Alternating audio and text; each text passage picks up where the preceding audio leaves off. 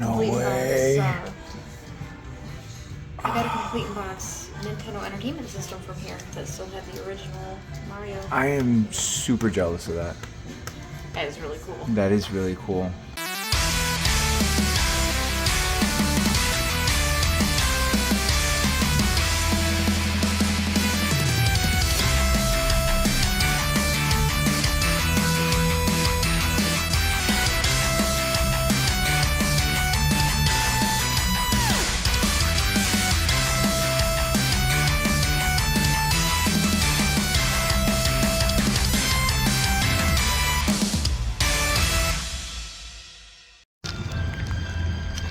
Christmas in July. No, it's not. Yes, it is. No, I refuse. They're playing Christmas music and everything, honey. It's Christmas in July. No, Halloween's first. It's the world's largest Christmas tree. I'd love to see this during the wintertime. Yeah. Yeah, we come here every year. Do they like decorate the whole town? Yeah. Oh, yeah. Oh my God. They do Ice Fest or the Winter Fest? Snowfest. Snowfest. Yeah, Snowfest. And then people do ice sculptures. They're all. Yeah? All right, we're gonna take a trip over here then. We're coming here for Christmas time. And then Memorial Weekend they do a dog fest. A dog fest? Dogs, yeah. Dog walk. Yeah. People come from all over the world to see this place. Really? It's the world's largest. It's so pretty. Hello. And we have come here every year since I was a kid. Hi. This is insane. This is a lot. I call my cousin the Grinch. So every time we see the Grinch, we're like, oh, hey, Katie.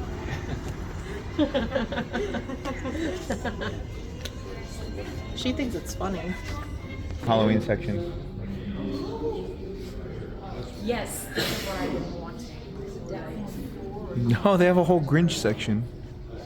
They do? Yeah, right here. Oh, yeah. All the little stuff.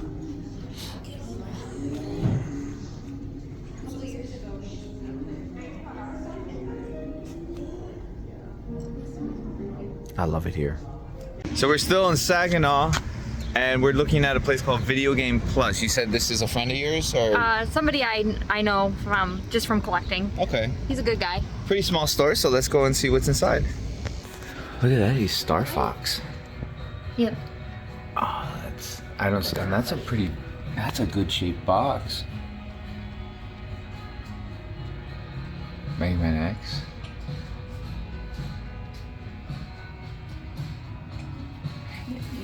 Yeah, I see the reprints. Production games, or repos, or bootlegs, depending on what you want to call them. They are unauthorized copies of games. Basically, you'll see them in a lot of different iterations, mostly carts, but you will see discs. There's a lot of legality when it comes to repos. There are actually some gaming economies that are completely based on pirated games, and that's mainly because tariffs and imports are too high. I'm looking at you, Brazil. But in other parts of the world, we have repos for many other reasons. The vast majority is we simply can't buy them anymore. These games aren't necessarily made and are out in the market. And if they are out in the market, they're $1 million. And not everybody has that kind of money. So some of us are stuck with repos. Now, a lot of them are sought after or really rare games, and that's why they're repos. But I don't know, it really just kind of depends on your perspective. Now, the one thing you need to know about repos is you need to know how to spot a fake. There are tons of resources online that will teach you how to do it, but there is actually a special screw set specifically for carts that you're going to want to get if you're going to want to identify whether a game is fake or not. The other thing is, know what a cartridge looks like. I know that sounds absolutely ridiculous because, like, yeah, this is an SNES cartridge, but this is a fake game. Clock Tower never came out on the SNES. At least not in the States. It only came out on the PlayStation. I didn't find this out until years later. When I first purchased Clock Tower, it was after seeing JonTron's review of it, and I was really into JonTron at the time, so I wanted to have Clock Tower. but I did not want to pay for the price of the PlayStation version. But I did have an SNES at the time, so yeah, I bought the repo one. I didn't know it was a repo until I tried to open it up one day, and then I realized the screws weren't spinning. And then I looked at the back and I realized it didn't say Nintendo here.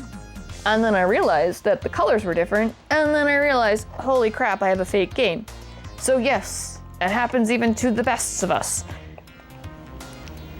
This was before I knew anything about video games, by the way, okay? I want to make sure I bought this before I knew anything about video games, so try to be gentle to me.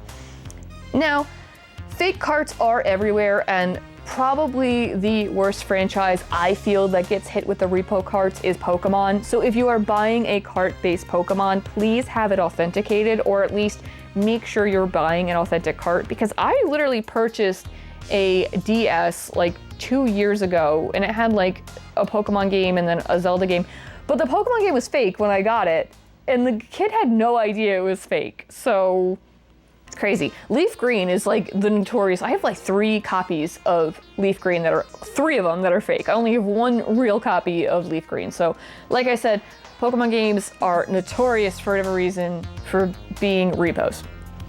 Also, by the way, this works great, in case you're wondering, because I have had questions if it works just fine. It works just like Clock Tower would.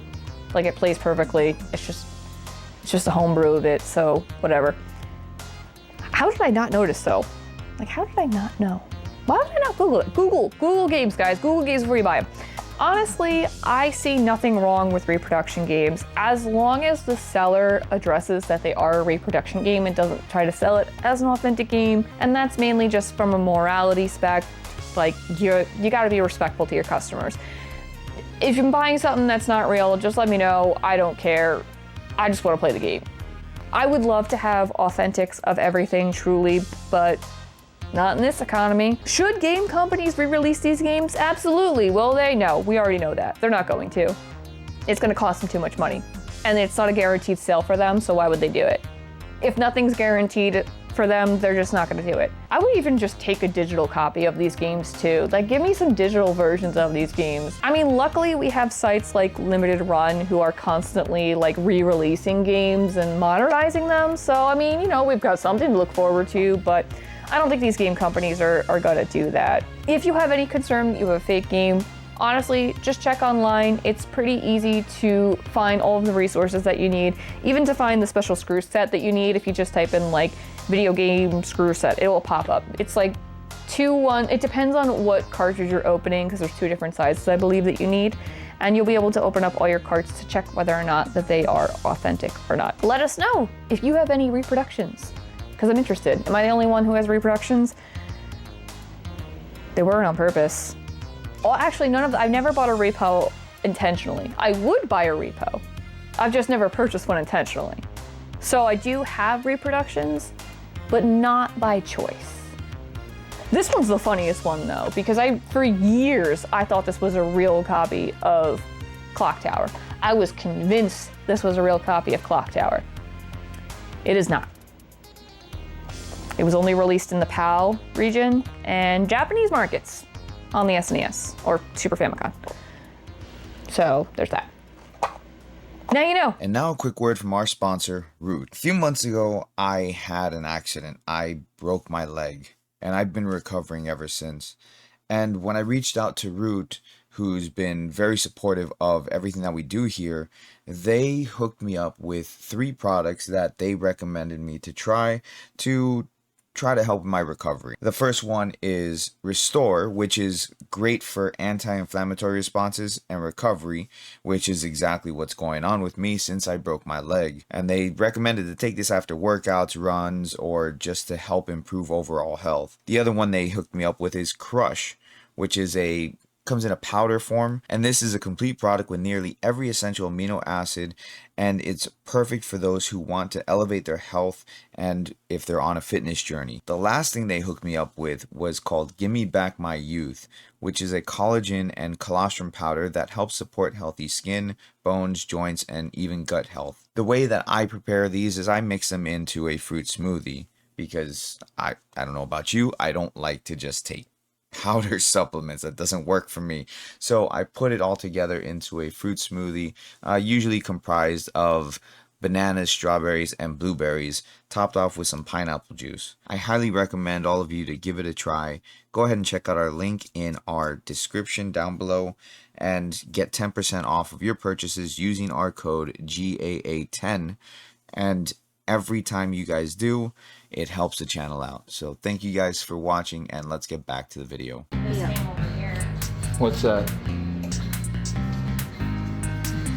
That one right there in the corner. This one? Mm-hmm. Oh, Romancing Saga? Yeah, we used to have that. I remember you had that one.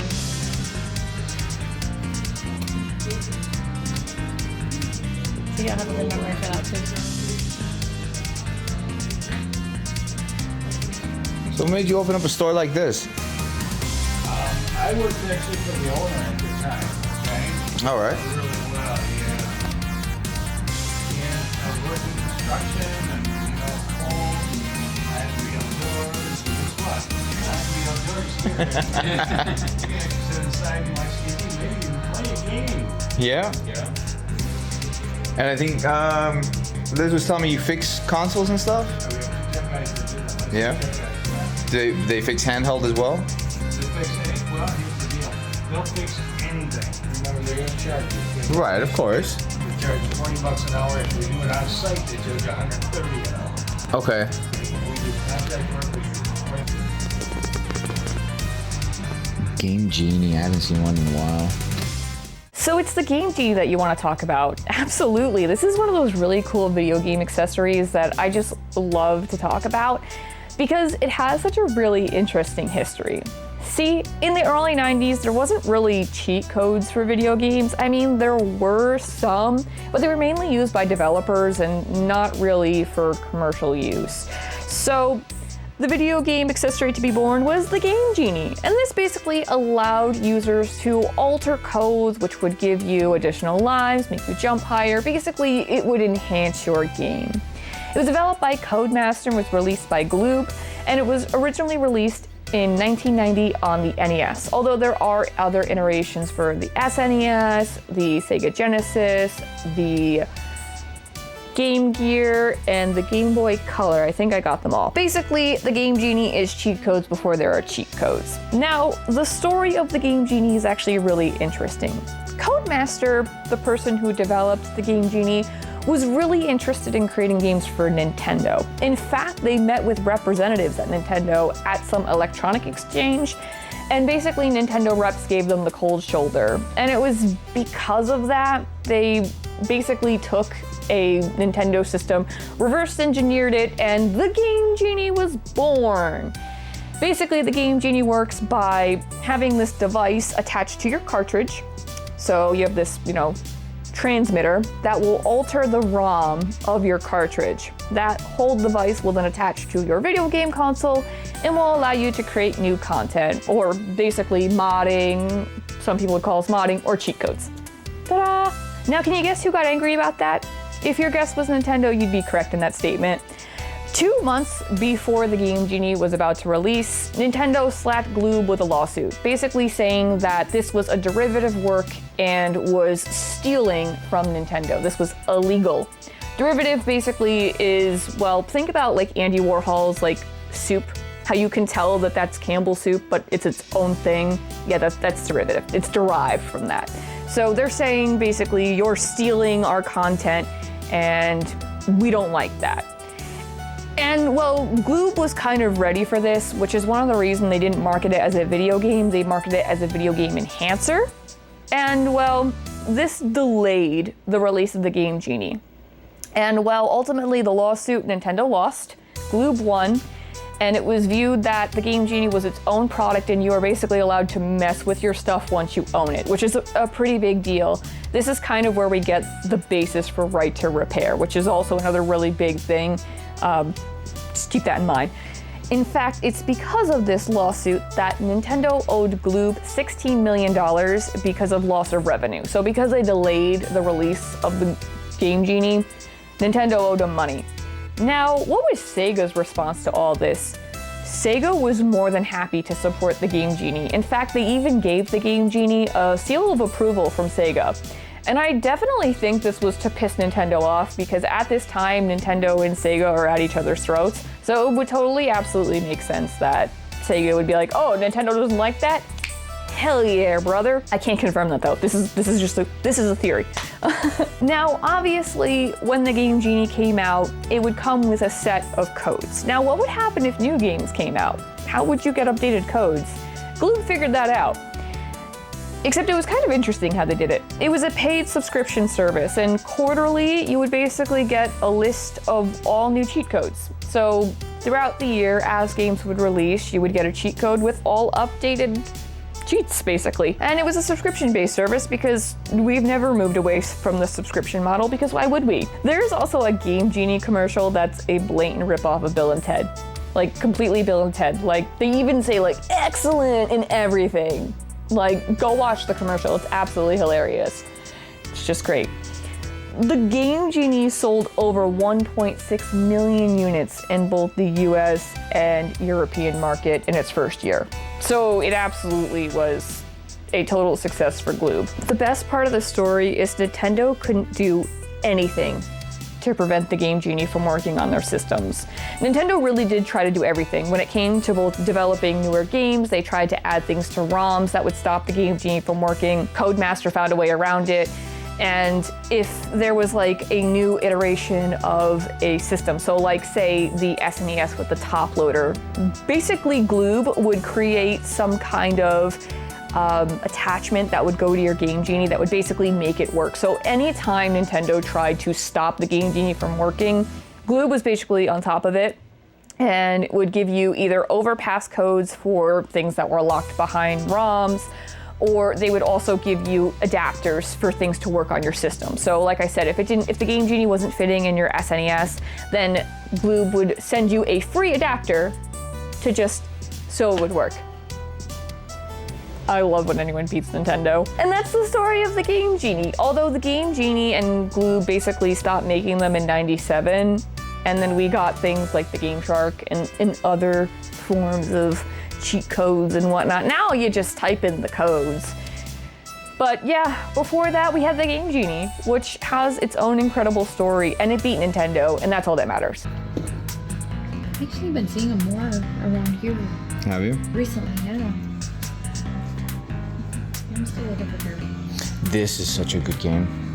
Eternights? Eternights? Yeah, so Eternights, the developers for that, they actually sent me the game. They sent me the demo before the game came out and before the demo became available for everybody. So I actually got to talk with the creator of the game. It was a solo project, but he had people backing him, and the game was featured on a PlayStation showcase, and that's where it started getting big. The creator of the game was heavily influenced by Persona, specifically Persona 3. But that is a lot of fun to play. It's like a hack and slash RPG. Kingdom Hearts 2.8. Yep.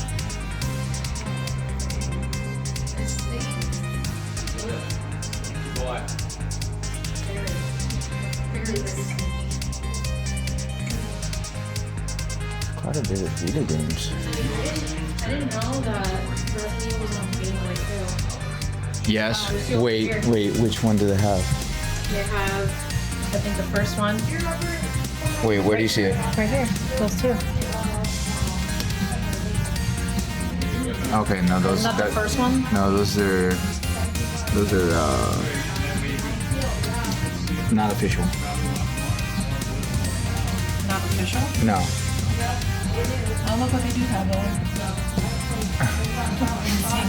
I thought for a second, like you said, he had what's called Resident Evil Gaiden. That's a 3DS or not a 3DS. That's a Game Boy Color Resident Evil game. It's really rare. But there's a whole bunch of like Pokemon games there. Yeah, reprints. Yeah, older. I think it's over here. Those are original. Yep.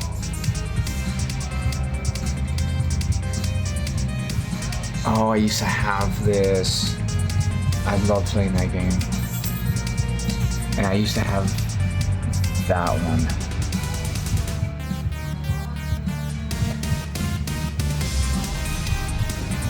So these are not Final Fantasy games.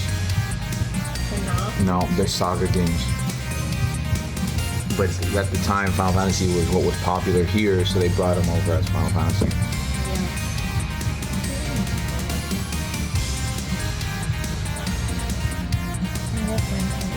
Game Boy Color. I have a complete copy of that one a lot. So this one I don't need. Japanese screw tracks. A game I dislike.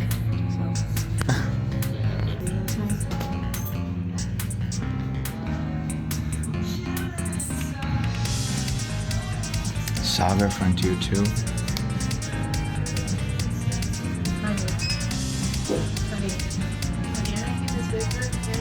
Nerf. I mean, it depends if he wants Nerf stuff. Boys typically like Nerf stuff, even if they're girls. We like Nerf stuff. See? It's a boy thing. Nerf for nothing. Me too, apparently. Wild Arms 3. Here, honey. So did you play this? The last Star Fox game that we got that wasn't a Star Fox game? I did not. No? It's good. Is it good? Yeah. I was kind of curious about it, but I'm Yeah. really into Star Fox 64. Yeah, because like if you play it on the Switch, it's a Star Fox game. Okay. Any other console, it's just a regular Starlink. How about that? Did you play Shredder's Revenge? I haven't. I That's want a to good get it. one. I need to get it. That's one that I want to get.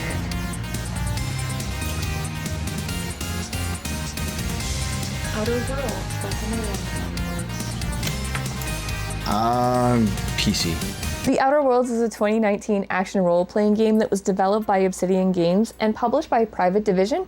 It takes place in an alternate future, and it has you play in a first-person perspective. The gameplay is a combination between combat, stealth, and like overall branching dialogues. It really does depend on how you want to play the game. The team was very inspired by TV shows like Firefly, Futurama, and Deadwood. They also loved to use bold and striking colors and were heavily inspired by the Art Nouveau movement. Now, how was it received? It was actually pretty well received, and it was compared to another Obsidian game and a whole series in general. It was compared to the Fallout series. And it's interesting because the team behind this, Tim Kaine and Leonard Boyarsky, please forgive me on those pronunciations, they made Fallout. So the comparisons are kind of right there. Also, Obsidian made another Fallout game, Fallout New Vegas, all the way back in 2010, which was published by Bethesda, so different publisher, but same company making the game. And the comparisons between the two games they're very similar, besides just being these action open world RPG games having these giant branching dialogues. The gameplays are similar. People have gone as far to say that this is the spiritual successor to Fallout New Vegas. And I've heard people say that this is just Fallout New Vegas, but in space. I don't know about that, but I do love the overall vibe of Outer Worlds. The tone both of the games have, they really do catch the snarkiness and the humor very well. They also are very anti-capitalistic, which is I kind of like, but whatever. Yeah, there's a very anti-capitalistic message in both of the games.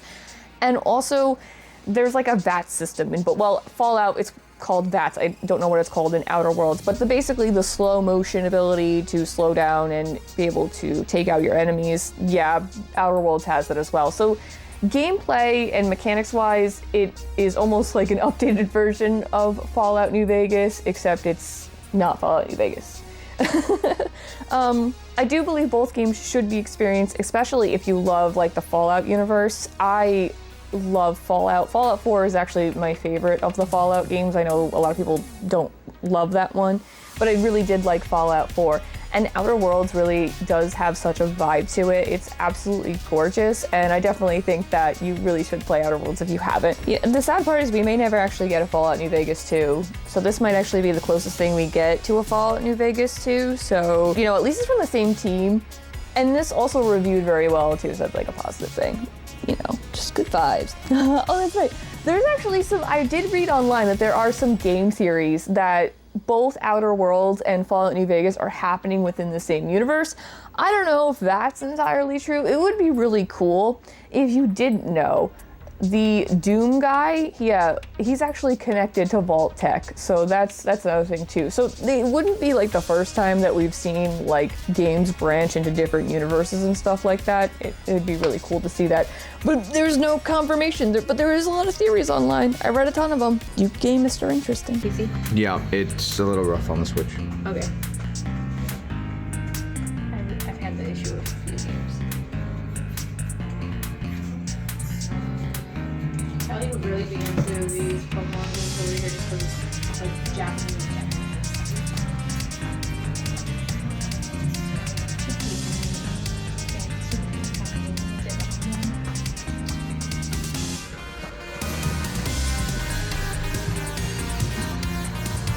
Oh, he has Metroid Prime Trilogy. That's nice shape too.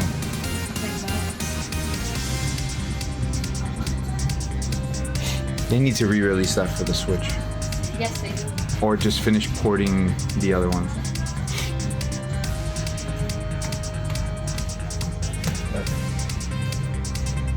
Nice.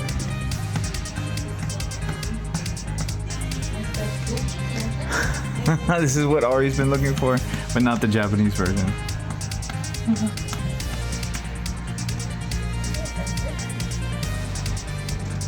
Pokemon Channel.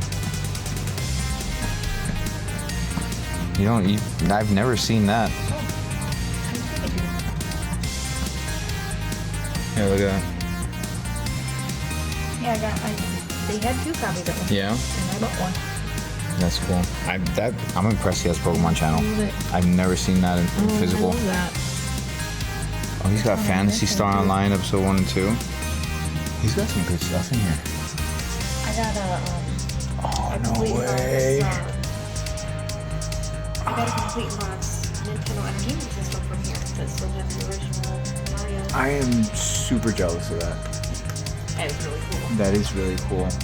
And it comes with the Zelda game on top of that. Yeah. Oh, that's a reprint. If that was original. I was looking at that one too. There's a reprint. Yeah, but this one right here, so Resident Evil 2 on the 64 should not have happened. Because the game doesn't fit.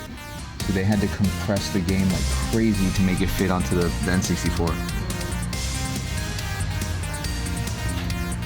Here's that a lot of people really like that. And just because of the marvel that it is, it's not really something that should have been possible. Oh, Yoshi's Story. That's a reprint that he would really want to be interested in. That's uncensored Japanese version, but it's a reprint. But it's still cool though. He's got a lot of really cool stuff here.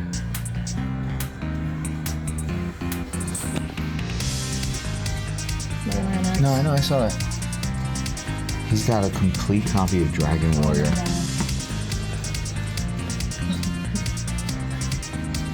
This is what I have with my brothers. Oh, nope, best game ever, right here. Complete copy of Little Mermaid. It's Little Mermaid. Mm-hmm. Complete copy of Little Mermaid. I never got to play it. You have the Wizard of Oz? I never played that either.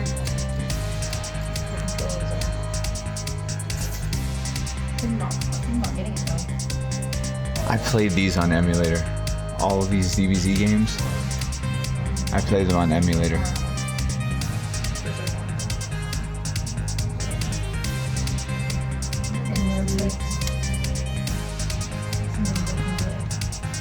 I used to play this like crazy. Friday the 13th, that was a hard game to play. My brothers and I played that one like crazy. Battletoads. When we played Duck Hunt, we'd have the gun right up on the TV.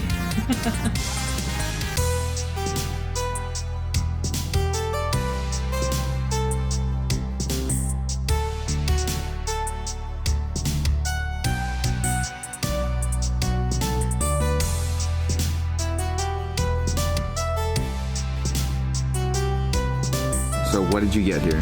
So I got The Wizard of Oz for the Super Nintendo. As some of you might know, I am going for a complete SNES collection, and this is a staple. So Where did we get this from?